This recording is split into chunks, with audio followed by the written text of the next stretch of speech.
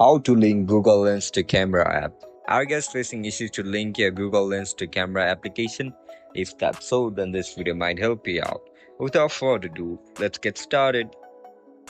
First of all, just simply open Google app on your mobile device. Once you open the Google app, now tap on this Google Lens icon. After you click on it, now tap on Photos icon.